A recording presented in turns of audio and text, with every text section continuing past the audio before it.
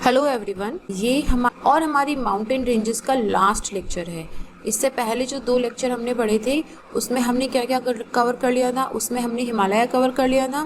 हिमालय को हमने बहुत extensively western Himalaya, eastern Himalayas cover कर लिया था। उनका लॉन्गिट्यूडनल डिवीज़न कैसा था, उनकी पैरेलल रेंजेस में डिवीज़न कैसा था। और उसके बाद हमने सेंट्रल हाईलैंड की जो माउंटेन रेंजेस और हिल्स है उनको कवर करा था, अरावली, सतपुरा, कायमूर हिल। और उसके साथ हमने ये भी देखा था कि किस तरह नर्मदा और ताप्ती जो है वो रिफ्ट वैली रिवर्स हैं। ये हमारी माउंटेन रेंजेस का लास्ट लेक्चर है और इसमें हम वेस्टर्न और ईस्टर्न घाट के बारे में डिटेल से स्टडी करेंगे कि वेस्टर्न एंड ईस्टर्न घाट कहाँ पे लोकेटेड है, उनका ओरिजिन क्या है, दोनों में डिफरेंस क्या है और उनसे कौन कौन सी रिवर्स ओरिजिनेट होती है और क्यों ये बहुत ही यूनिक इको सिस्टम प्रोवाइड करते हैं फ्लोरा और फ्यूना के लिए। तो जैसे कि ये वाला चैप्टर है, ये भी थोड़ा सा कॉन्सेप्ट बिल्डिंग का चैप्टर होगा। यहाँ पे आपको फैक्चुअल डिटेल भी मिलेगी, तो आप जो आपको लगे इंपॉर्टेंट फैक्चुअल डिटेल्स उनको अपनी कॉपी में नोट करते जाना। सबसे पहले हम स्टार्ट करते हैं वेस्टर्न घाट से। वेस्टर्न घाट की एक बार लोकेशन देखते हैं। ये हमारी पूरी इंडिया का मैप है। ये डेक्कन प्लेट्यू है हमारा, और ये डेक्कन प्लेट्यू के दोनों तरफ वाला जो एरिया जो आपको ये दिख रहा है माउंटेन रेंज, ये है ईस्टर्न घाट और वेस्टर्न घाट। और यहाँ पे जहाँ पे ईस्टर्न और वेस्टर्न घाट मिलती हैं वो पॉइंट होता है नीलगिरी।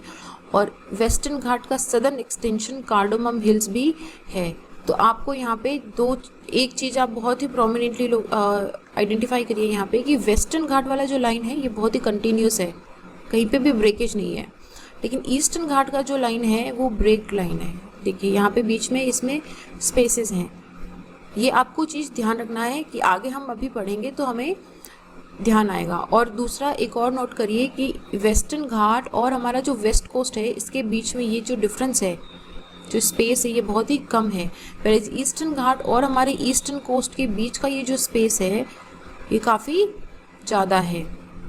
तो ये 2 चीज़ें मैंने आपको नोट करवाई है कि आगे जब हम पढ़ेंगे तब आपको ध्यान में रखना है। वेस्टर्न घाट की अगर बात करें तो वेस्टर्न घाट को ही सह्याद्रीज बोला जाता है। इसे महाराष्ट्र में सह्याद्रीज बोलते हैं, इसे बेनेवोलेंट माउंटेन भी बोलते हैं। तो आपको ये भी ध्यान रखना है, जैसे ब्लू माउंटेन है, ब्लैक माउंटेन है, वैसे आपको ये भी ध्यान रखना है कि वेस्टर्न घाट्स को ही बेनेवोलेंट माउंटेन कहा जाता है। ये अराउंड 1600 किलोमीटर का लंबा एक माउंटेन स्ट्रेच है, कंटिन्यूस माउंटेन स्ट्रेच है। इसमें कहीं कहीं पे थोड़े से गैप्स हैं, बाकी ये पूरा गुजरात से लेके केरला तक, गुजरात, महाराष्ट्र, गोवा, कर्नाटका, तमिलनाडु और केरल तक ये पूरा एक माउंटेन रेंज फैला हुआ है। अगर हम बात करें यूनेस्को वर्ल्ड हेरिटेज साइट में, तो ये यूनेस्को वर्ल्ड हेरिटेज साइट का रिकॉग्नाइज्ड है और ये one of the 8 hottest hotspots हैं। मतलब इसका मतलब क्या हुआ, हॉटेस्ट हॉटस्पॉट्स के मतलब यहाँ पे जो नीश है, जहाँ पे जो फ्लोरा और फ्यूना को जो एनवायरनमेंट मिलता है वो बहुत ही यूनिक है और उनके सर्वाइवल के लिए वेस्टर्न घाट का कंजर्वेशन बहुत ही ज़रूरी है। वेस्टर्न घाट को ही ग्रेट स्कार्पमेंट ऑफ इंडिया भी बोलते हैं। ये सीधा क्वेश्चन आ सकता है कि which of the following are great escarpment of India, तो आप क्या आंसर करेंगे, वेस्टर्न घाट्स। वेस्टर्न घाट को जैसे जैसे वो स्टेट में क्रॉस करता है उसे डिफरेंट डिफरेंट नाम से बुलाया जाता है। जैसे महाराष्ट्र और कर्नाटका के अंदर इसे सह्याद्री के नाम से बुलाया जाता है। और ये जहाँ पे वेस्टर्न घाट और ईस्टर्न घाट मिलता है, यहाँ पे अभी हमने देखा था ये वाला जो पॉइंट है, इसे नीलगिरीज बोलते हैं। और नीलगिरी खुद में एक बहुत ही इम्पोर्टेंट लोकेशन है। ये हमारा बायोस्फीयर रिजर्व है, यहाँ पे हमारे बहुत सारे इंपॉर्टेंट नेशनल पार्क्स हैं, यहाँ पे हमारे टाइगर रिजर्व्स हैं। तो ये this itself is an extremely important location। उसके बाद अगर हम बात करें कोस्ट की, तो ये डिफरेंट कोस्ट में डिवाइडेड है। जैसे वेस्टर्न यहाँ पे जो है, अगर आपको लेक्चर नंबर 1 याद है इंडिया की मैपिंग का, जहाँ पे हमने introduction of physiography of India पढ़ा था, तो हमने क्या पढ़ा था कि ये काठियावाड़ कोस्ट है, इधर कोंकण कोस्ट है, इधर नीचे मालाबार कोस्ट है, इधर कार्डोमम कोस्ट है। तो इसी कोस्ट के लोकेशन पे, इसके नाम पे इसको डिफरेंट नाम दिया गया है। एक तो ये देखो कि जो डेक्कन प्लेट्यू है वो डेक्कन प्लेट्यू को और कोंकण प्लेट को सेपरेट करता है ये वेस्टर्न घाट। मतलब यहाँ पे है कोंकण, ये है पूरा डेक्कन प्लेट्यू और यहाँ पे है हमारा कोंकण कोस्ट। तो कोंकण कोस्ट और वेस्टर्न घाट को सेपरेट करता हुआ, नहीं उल्टा बोल दिया मैंने, सॉरी, कोंकण कोस्ट और डेक्कन प्लेट्यू को सेपरेट करता है हमारा वेस्टर्न घाट, जो एक बहुत ही नीरो कोस्टल स्ट्रेच है। आप देखोगे तो आप ये वाला एरिया देखो, यहाँ पे बहुत ही, this is a very narrow space. अगर हम इनके ओरिजिन की बात करें तो जो वेस्टर्न घाट्स हैं ये एक्चुअली फॉल्टेड माउंटेन्स हैं, फॉल्ट माउंटेन्स हैं ये, और जो डेक्कन प्लेट्यू है उसकी इरोडेड एजेस हैं। मतलब आप डेक्कन प्लेट्यू को एक, अगर आप 3D में इमेजिन करो तो 3D के अंदर जो इसकी ये जो एजेस हैं, ये वाली एजेस जो हैं ये डेक्कन प्लेट्यू का फॉल्ट माउंटेन है।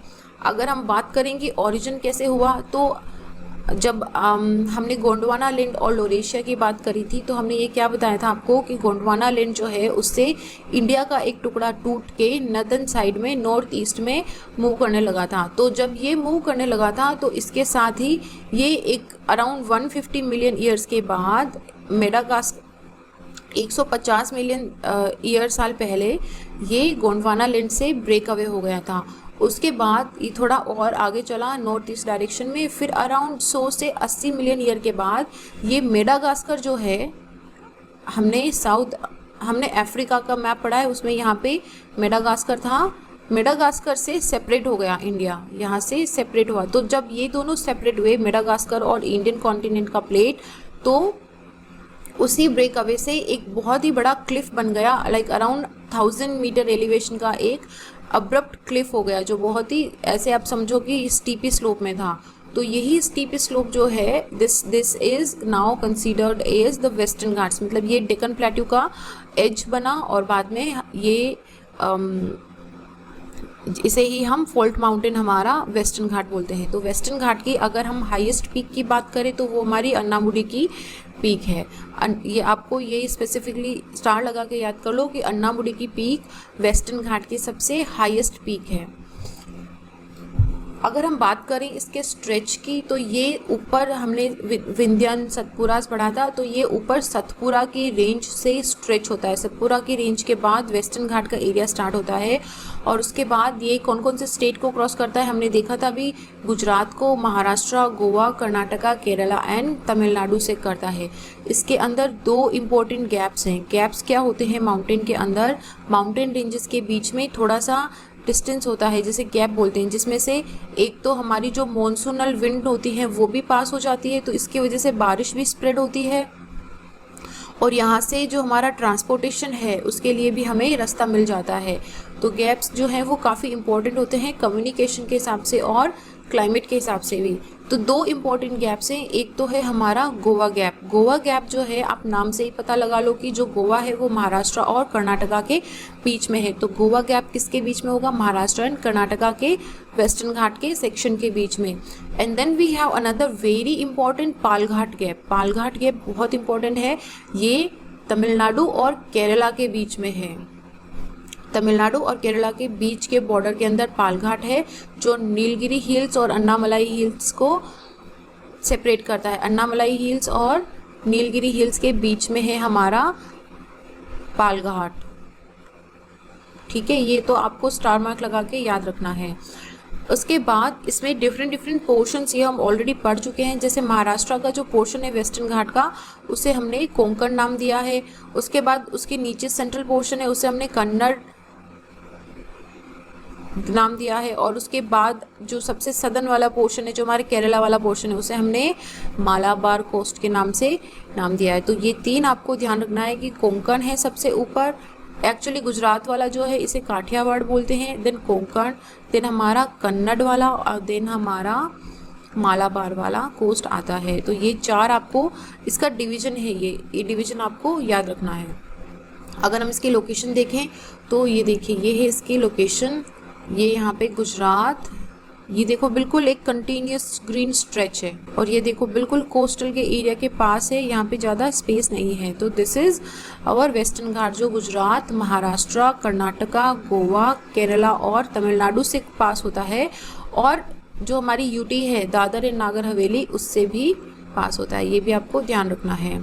अगर हम वेस्टर्न घाट को डिवाइड करें तो जो इसका महाराष्ट्र एंड गुजरात वाला एरिया है which is known as northern western ghat, उसके बाद कर्नाटका एंड गोवा वाला जो एरिया है which is known as central western ghat, and then we have one small Nilgiri portion, और इसका जो सदर्न एक्सटेंशन है जो हमारा मालाबार कोस्ट के अंदर आता है which is known as southern western ghat. तो हम इसको एक एक करके स्टडी करेंगे ताकि आपको इसका डिविजनल स्टडी हो जाए।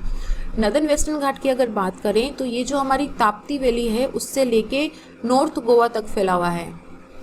ताप्ती से लेके यहाँ पे हमारी ताप्ती है रिवर, ताप्ती से लेके यहाँ पे ये नॉर्थ गोवा का एरिया है, यहाँ तक का जो पोर्शन है ये नॉर्थ वेस्टर्न घाट के अंदर आता है। इसके अंदर दो इम्पॉर्टेंट घाट हैं, थाल घाट और भोर घाट। ये दो पासेज हैं, थाल घाट और भोर घाट आर टू पासेज जो रेलवे और रोड के लिए इजी वे प्रोवाइड कर देते हैं। कहाँ पे? कोंकण प्लेन्स पे। ये जो एरिया है हमने क्या पढ़ा था? कोंकण प्लेन था, ये कोंकण प्लेन है, ये हमारा कन्नड़ प्लेन है और ये हमारा मालाबार प्लेन था। तो यहीं पे है हमारा थाल घाट और भोर घाट। ये दो पासेज हैं जहाँ से रेलवे और रोड के लिए इजी ट्रांसपोर्टेशन अवेलेबल हो जाता है।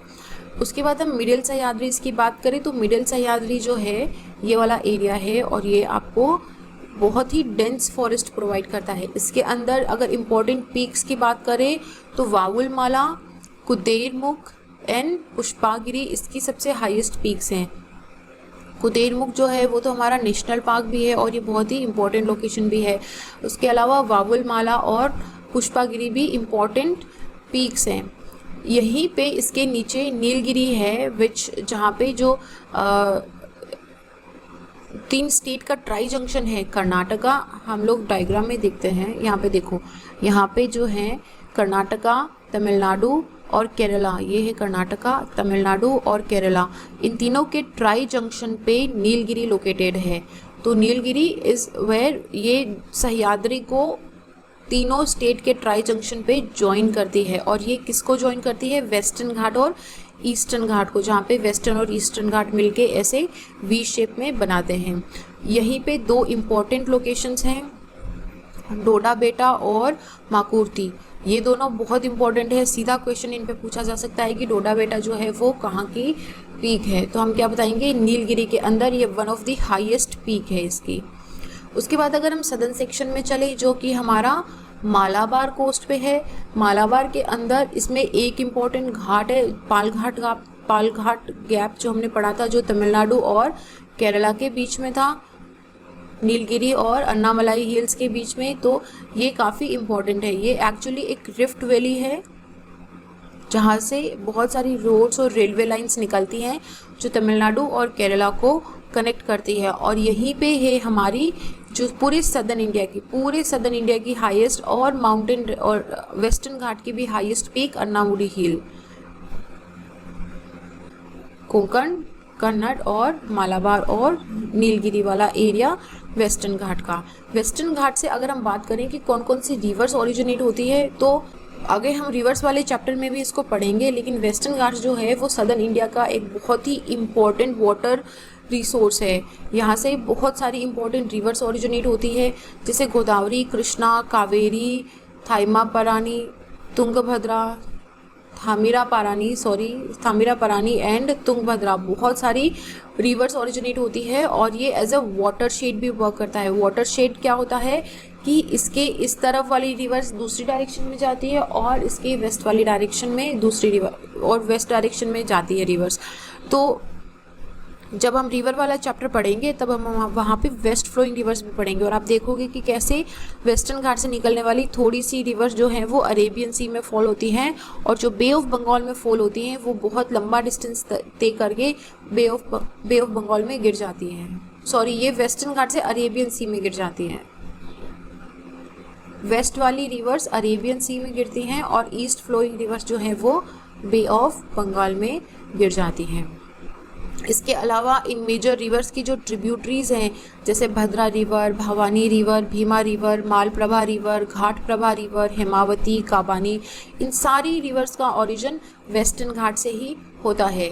वेस्ट फ्लोइंग रिवर्स भी देखो ये आ गया कि जो वेस्ट फ्लोइंग अरेबियन सी में गिरती है उसमें जैसे पेरियार हो गया, भारतपुजा, पुंबा, नेत्रावती, शारावती, काली रिवर, मांडवी रिवर, जुआरी रिवर, इन सारी रिवर्स के नाम आप वैसे भी नोट कर लो। इवन दो हम इसको रिवर वाले चैप्टर में भी अच्छे से कवर करेंगे, लेकिन इसमें दो इम्पॉर्टेंट चीज़ें हैं। एक तो कि ये सारी रिवर्स जो हैं ये वेस्ट फ्लोइंग रिवर्स हैं, और दूसरा इनका ओरिजिन कहाँ से होता है, वेस्टर्न घाट से ओरिजिन होता है।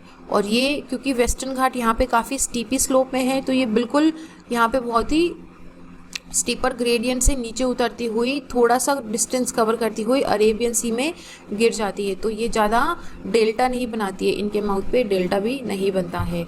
ये मैंने आपको एक लिस्ट दिया है, आप इसका स्क्रीनशॉट ले लीजिए, आप इस स्लाइड को बार बार पढ़ लीजिए। इसके अंदर जितने भी important national parks, wild life sanctuary, tiger reserves, biosphere reserve, Nilgiri का बायोस्फीयर रिजर्व जो हमारा है वो सारे मैंने लिस्ट में रखे हैं। सारे आपको याद नहीं हो पाएंगे, आई टोटली अंडरस्टैंड, पर इसमें से कुछ बहुत इंपॉर्टेंट है जो हमें याद करने ही हैं। जैसे कि काली टाइगर रिजर्व, आप चाहे तो लिख लीजिए, Kali tiger reserve, Indira Gandhi wildlife sanctuary Tamil Nadu के अंदर, कालाकड़ मुदुनथुराई टाइगर रिजर्व तमिलनाडु के अंदर, Shendurney wildlife sanctuary Kerala, Neyyar wildlife sanctuary Kerala, Periyar tiger reserve Kerala, Peppara wildlife sanctuary Kerala के अंदर है, Eravikulam national park which is very important, ये केरला के अंदर है। Then Sathyamangalam wildlife sanctuary Tamil Nadu, Chinnar wildlife sanctuary Kerala. ये इम्पॉर्टेंट क्यों हो जाता है, क्योंकि एक तो ये वेस्टर्न घाट के अंदर है और हमने क्या पढ़ा था, वेस्टर्न घाट क्या है, हॉटस्पॉट है। तो यहाँ पे जो फ्लोरा और फ्यूना है उनके कंजर्वेशन के लिए काफ़ी सारी स्कीम्स एंड प्रोजेक्ट्स चलाए गए हैं। तो ये सारे उन्हीं के कंजर्वेशन के लिए हैं और इसमें से बहुत फ्रीक्वेंटली क्वेश्चंस आते हैं। तो मैं आपको एक बार बहुत जो इम्पॉर्टेंट है वो बता देती हूँ। Silent valley national park, Mukurthi national park, Brahmagiri wildlife sanctuary, Kudremukh national park Karnataka, Koyna wildlife sanctuary Maharashtra, Parambikulam wildlife sanctuary Kerala, Pambadum Shola national park Kerala, Anamudi Shola national park Kerala, Wayanad wildlife sanctuary Kerala, Idukki wildlife sanctuary, Bandipur, Nagarhole और नीलगिरी। एटलीस्ट ये जितने भी tiger reserves, wildlife sanctuaries हैं, इनको आपको याद रखना है, इनमें आप मिस नहीं कर सकते। तो ये है हमारी, हमने क्या बताया था, सतपुरा से स्टार्ट होता है, सतपुरा से लेके ये पूरा एरिया कवर करती हुई हमारी वेस्टर्न घाट है। और ये रहा हमारा अन्नामुडी का हिल्स, अन्नामुडी का पीक है जो हमारा सदर्न इंडिया का हाईएस्ट पीक है। और यहाँ पे देखो, यहाँ पे हमने क्या पढ़ा था, पाल घाट पढ़ा था जो अन्नामलाई हिल और नीलगिरी के बीच में था। और यहीं पे हमारी जो एक और दूसरी हाईएस्ट पीक है डोडा बेटा।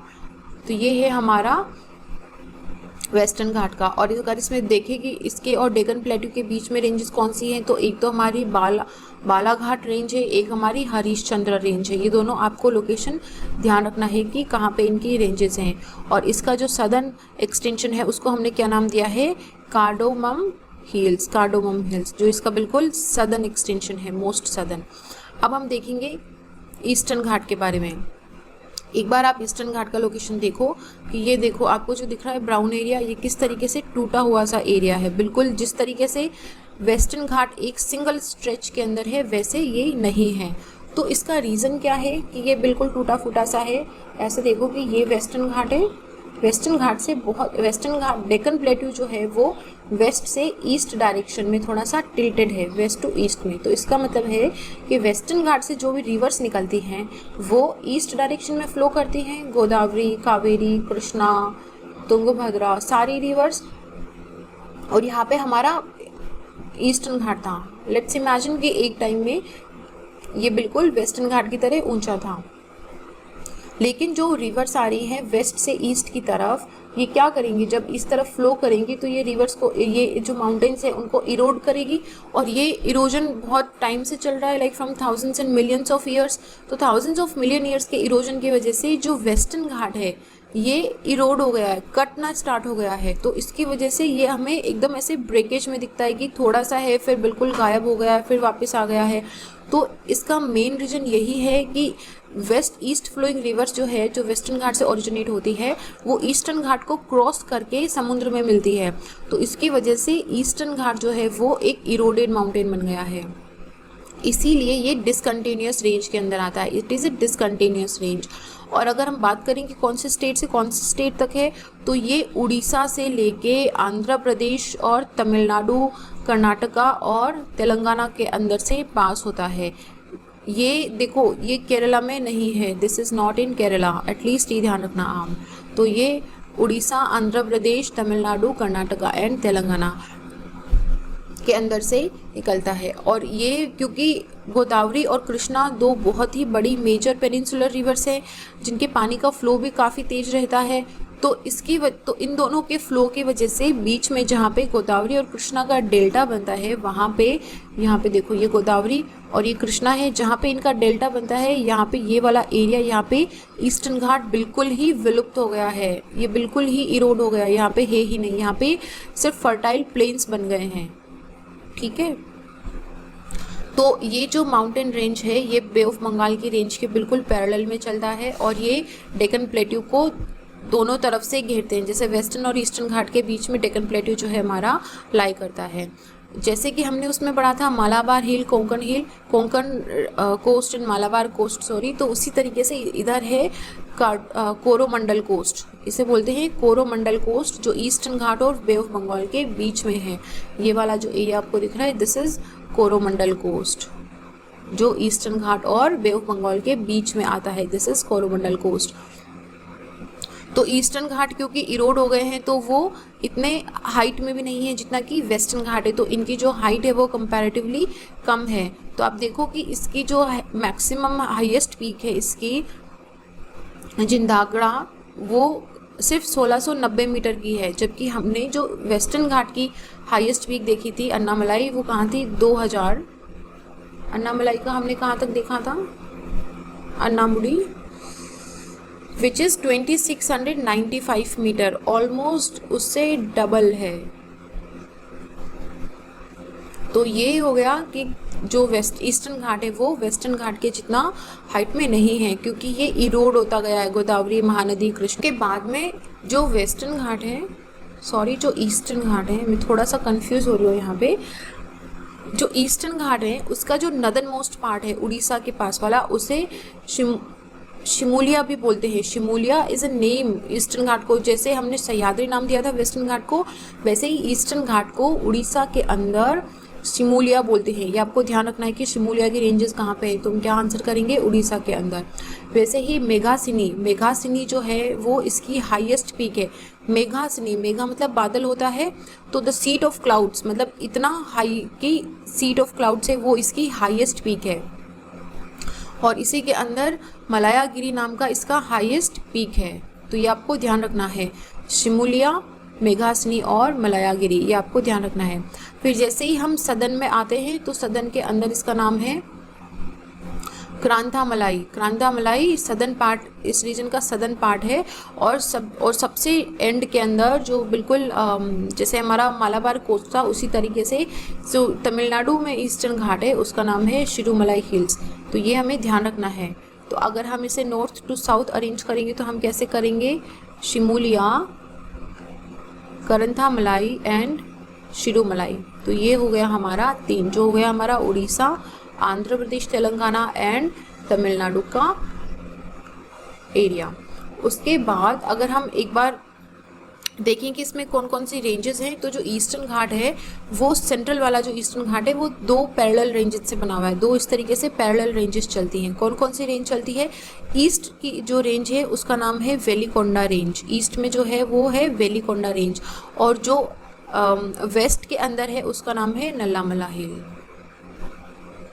उसको पूरा नाम पालीकोंडा, लंकामला और नल्लामला हिल है, लेकिन आप इसे वेलिकोंडा रेंज हमारी ईस्ट डायरेक्शन में हो गई, which is towards the Bay of Bengal, और नलामला हिल जो हमारी है वो टूवर्ड्स द डेक्कन प्लेट्यू हो गई, विच इज़ अवर नलामला हिल। तो ये हमें ध्यान रखना है। और यहीं पे एशिया का सबसे बड़ा tiger reserve Nagarjuna Sagar Srisailam tiger reserve है, जो कि ईस्टर्न घाट के अंदर लोकेटेड है। कहाँ पे? आंध्र प्रदेश के अंदर। तो ये हम आगे टाइगर रिजर्व वाले चैप्टर में भी पढ़ेंगे कि जो जब आंध्र प्रदेश और तेलंगाना को अलग करा गया था तो नागार्जुन सागर श्रीशैलम टाइगर सेंचुरी भी 2 भागों में डिवाइड हो गई थी। तो जो तेलंगाना वाला इसका पार्ट है, इसका नाम है आरंभ टाइगर रिजर्व, और जो आंध्र प्रदेश का पार्ट है इसका नाम है नागार्जुन सागर श्रीशैलम टाइगर रिजर्व। अगर हम बात करें कि ईस्टर्न घाट से कौन कौन सी रिवर्स पास होती हैं, फ्लो होती है, ओरिजिन की बात नहीं कर रहे हैं हम, this is flowing through origin, flowing through.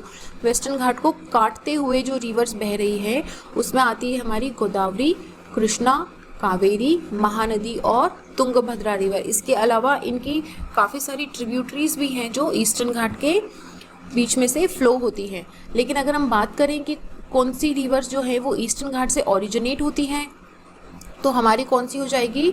Rushikulya river, Vamsadhara river, Palar river, Sharda river, Sabari, Sileru river, Swarnamukhi, Vellar और पेन्ना रिवर। ये सारी की सारी रिवर जो है ये ईस्टर्न घाट से ओरिजिनेट होती है। एक बार फिर से देख लें, Rushikulya river, Vamsadhara river, Palar river, Sharda river, Sabari river, Sileru river, Swarnamukhi river, Vellar river और पेन्ना रिवर, ये सारी की सारी ईस्टर्न घाट से ओरिजिनेट होती है। तो ये रहा हमारा ईस्टर्न घाट का एरिया जो उड़ीसा से होता हुआ आंध्र प्रदेश, तेलंगाना, थोड़ा सा कर्नाटका एंड तमिलनाडु में स्ट्रेच होता है। दिस इज़ अवर ईस्टर्न घाट। तो यहीं पे देखो, यहाँ पे काफ़ी सारे बेसिन्स आपको दिख रहे हैं। तो आप ये देख सकते हो कि किस तरीके से जो ब्राउन एरिया है वो बिल्कुल ही डिसअपियर हो जाता है। जैसे यहाँ पे महानदी का बेसिन है, तो यहाँ पे ये ईस्टर्न घाट बिल्कुल कट गया है और ये पूरा फर्टाइल डेल्टा इसका बन गया है। सेम इक्वली ये हमारी गोदावरी और यहाँ पे कृष्णा रिवर आती है, तो गोदावरी और कृष्णा रिवर के माउथ पे भी बिल्कुल ये जो है एरिया ईस्टर्न घाट का बिल्कुल ही इरोड हो गया है। एंड सिमिलरली यहाँ पे जब दूसरी रिवर्स अपना डेल्टा बनाती है तो ये आपको काफ़ी फर्टाइल एरिया दिखेगा। यहाँ पे जैसे कावेरी रिवर आ रही है तो काफ़ी बड़ी रिवर है, तो इसने पूरा ईस्टर्न घाट को इरोड कर दिया है। यहीं पे कुछ और इम्पॉर्टेंट लोकेशन भी देख लीजिए, जैसे चिलिका लेक है जो वैसे महानदी की एक डिस्ट्रीब्यूटरी है, दया रिवर, महानदी की डिस्ट्रीब्यूटरी दया रिवर के माउथ पे है Chilika lake, which is also near to eastern Ghat. और यहीं पे हमारी लेक पुलिकेट है। यहाँ पे लेक पुलिकेट के बिल्कुल पास में यहाँ पे हमारा श्रीहरिकोटा का लॉन्च सेंटर भी है। श्रीहरिकोटा का यहाँ पे आइलैंड है, यहाँ पे श्रीहरिकोटा का लॉन्च सेंटर भी है। तो ये हो गया हमारा वेस्टर्न घाट के बारे में। एक बार हम मेजर डिफरेंसेस देख लेते हैं कि वेस्टर्न घाट और ईस्टर्न घाट के बीच में मेजर डिफरेंसेस क्या हैं। तो अगर हाइट के मामले में देखिए तो जो वेस्टर्न घाट है इसकी जो हाइट है वो कंपैरेटिवली ज़्यादा है। ये इसकी टोटल ऑन एन एवरेज 900 से 1600 मीटर की हाइट का है, और इसकी जो सबसे हाईएस्ट पीक है अन्नामुडी वो around 2700 kilometre, 2700 metre actually, not kilometre, this is 2700 metre ये लंबी है। वेरेज अगर ईस्टर्न घाट की हम बात करें तो क्योंकि मैंने बताया कि इरोजन की वजह से वो लोअर हो गया है, तो उसकी जो ऑन एन एवरेज अगर हाइट है तो वो सिर्फ 600 से 900 मीटर की है। तो आप देखो कि कितना डिफरेंस है, 900 से 1600 है और ईस्टर्न घाट 600 से 900 है। और इसी की सबसे हाईएस्ट पीक देखो, पहले महेंद्रगिरी मानी जाती थी, विच इज़ अभी नए कुछ रिसर्च के हिसाब से इसकी जो हाईएस्ट पीक है वो चेंज कर दी गई है। स्लोप की अगर बात करें तो वेस्टर्न घाट जो है वो बहुत ही स्टीपी स्लोप है, बहुत ही ऐसे स्कार्पमेंट्स हैं तो इसका स्लोप काफ़ी स्टीप है। वेरेज ईस्टर्न घाट जो है ये काफ़ी जेंटल स्लोप है। अगर बीचेस की बात करें तो ज़्यादा बीचेस जो है वो हमें ईस्टर्न घाट पे मिलते हैं। क्यों मिलेंगे? क्योंकि वहाँ पे रिवर्स के डेल्टा हैं। वेस्टर्न घाट पे ज़्यादा बीचेस नहीं हैं। और वेस्टर्न घाट जो है वो बहुत ही कंटिन्यूस हैं और सिर्फ पासेज हैं जिनके थ्रू, जैसे थाल घाट, भोर घाट, पाल घाट हमारे पासेस थे, उनके थ्रू ही वहाँ पे ट्रांसपोर्टेशन या जो उनको क्रॉस करना है वो पॉसिबल है।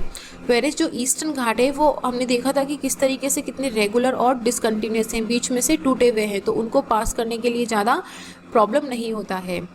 वेस्टर्न घाट जो है वो वेस्टर्न कोस्ट के पैरेलल के अंदर हैं और ईस्टर्न घाट जो है वो महानदी वैली से स्ट्रेच होते हुए बिल्कुल नीलगिरी के साउथ तक है।